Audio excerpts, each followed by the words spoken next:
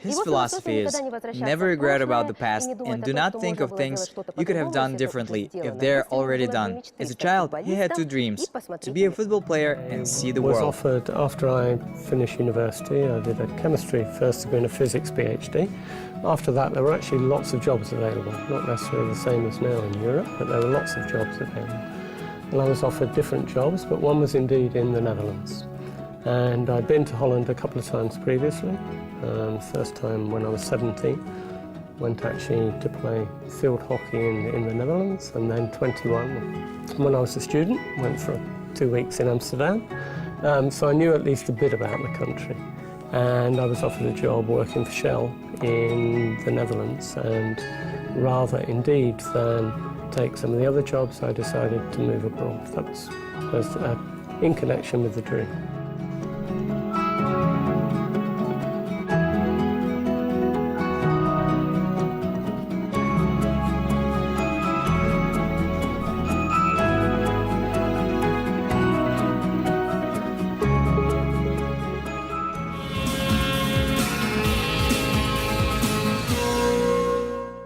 Today, Garry Hayes is experienced international specialist on HR, with extensive experience as a manager, specialist of functional business units, and supervisory board members, with a degree of Bachelor of Science in Chemistry and PhD in Physics.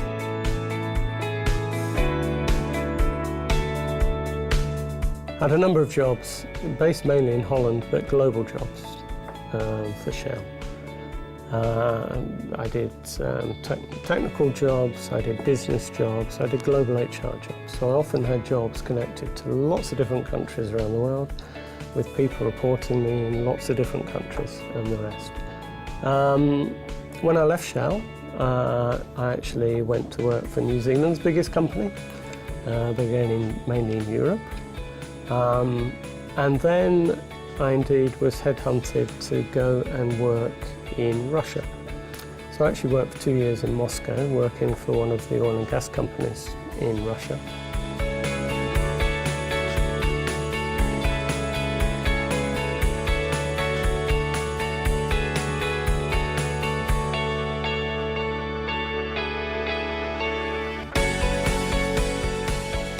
Previously, I should have gone to Russia 10 years before for Shell, to become the HR manager for Russia and Kazakhstan. I agreed to do it, was about to go, and then, like things happen with some big companies, everything changes, and I was asked to go to the central office and help do a massive reorganisation of the top of Shell. So I didn't actually get to go to Russia or Moscow. And so when the headhunter called, it was a question of the head saying, this sounds like a really good opportunity and a really interesting job. Challenge sounds great, but the heart said this is the second opportunity and you don't often get two opportunities, so I went to Russia. So Russia was the springboard, if you like, to come to Kazakhstan. Garry Hayes admits that Kazakhstan was not in the top 10 countries in which he wanted to work, but driven by some inner inexplicable desire, he studied the country from the inside and could not help comparing them with the knowledge about the culture of Russia. A number of things. I mean, one, for example, that in Kazakhstan they only fill the cups half full, whereas in Russia they fill them full.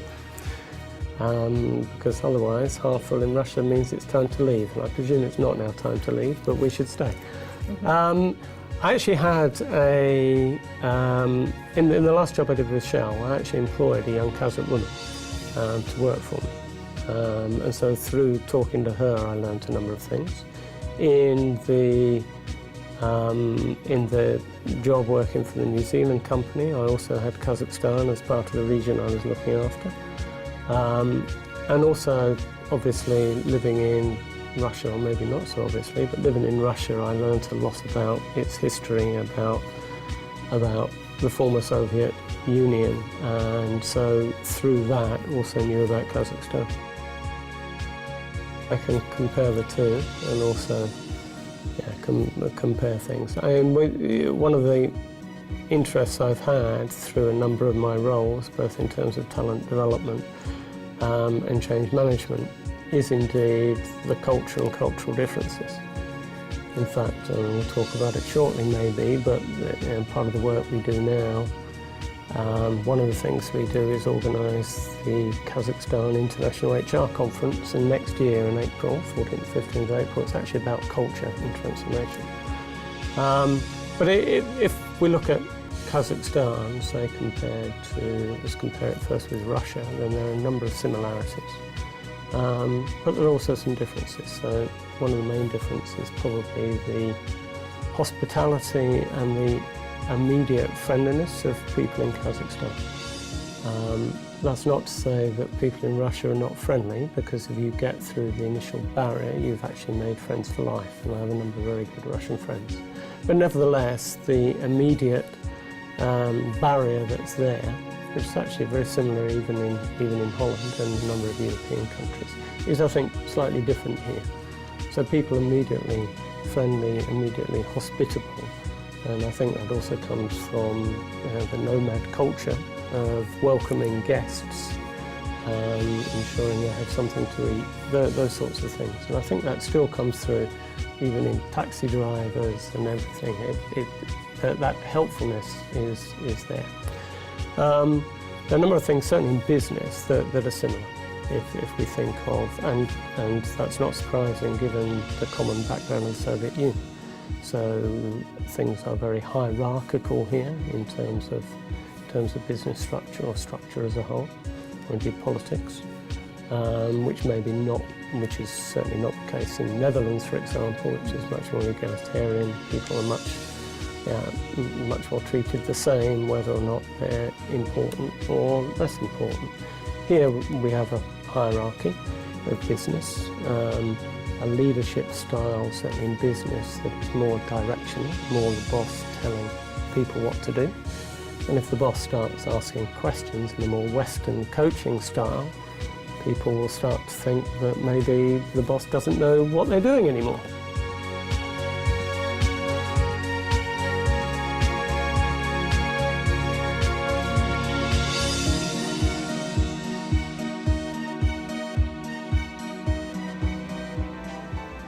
I actually run the corporate university of Samruk-Kazyna. And the Samruk-Kazyna Corporate University has sort of three main areas of activity. The most obvious being learning and development. So basically leadership development, change management, soft skills development. And basically this was set up to help develop the leaders of the various Samruk-Kazyna group of companies. So not only the Samruk-Kazyna Fund, but also Kazmunai Gas, Grata, Erastana, Kazatomprom, Kazpost, etc. Kaztelecom and all the rest. And Kazmunai Gas, of course, being one of the biggest. So we basically deliver learning and development for managers from senior to first-time managers within this set of companies.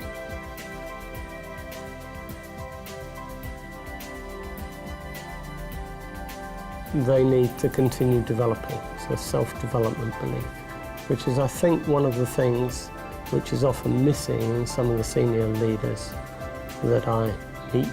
That understanding that because they've got as far as they've got, they don't need to continue developing. And maybe it's not even necessary to develop their people very much. This sort of belief in development of themselves and others is one of these things. Knowing themselves well, so self-awareness, is also something which is helpful for developing yourself further and for becoming successful.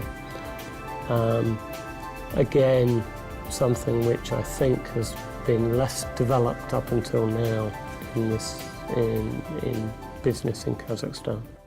20 years of experience in management and the administration of the work of various departments in remote areas in different countries, as well as personal experience in different divisions around the world, allows Garry Hayes to evaluate the potential of Kazakhstani specialists.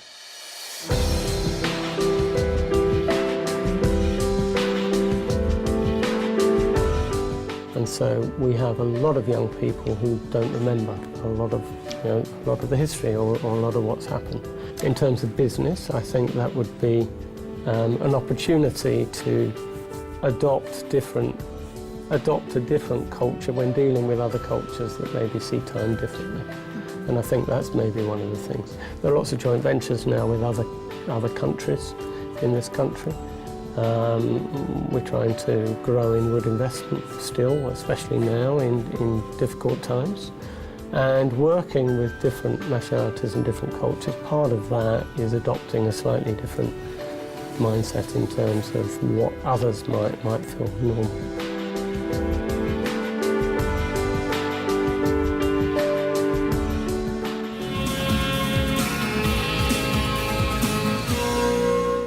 On the eve of magical New Year holidays, even such serious people like Garry Hayes slightly believe in magic and in the good old sorcerers and miracles. Feeling the breath of winter holiday, he remembers his childhood and, of course, makes a wish, a global wish. In terms of Holland, their Christmas is indeed celebrated, but it's much more of a religious festival. The two holidays around Christmas that are celebrated in Holland are New Year, so very similar to Kazakhstan, in New Year being an incredibly important time, fireworks at midnight, everyone out on the streets celebrating, and there are a number of rituals connected to New Year. But Christmas in terms of presents for children and the like is actually celebrated in Holland on the 5th of December.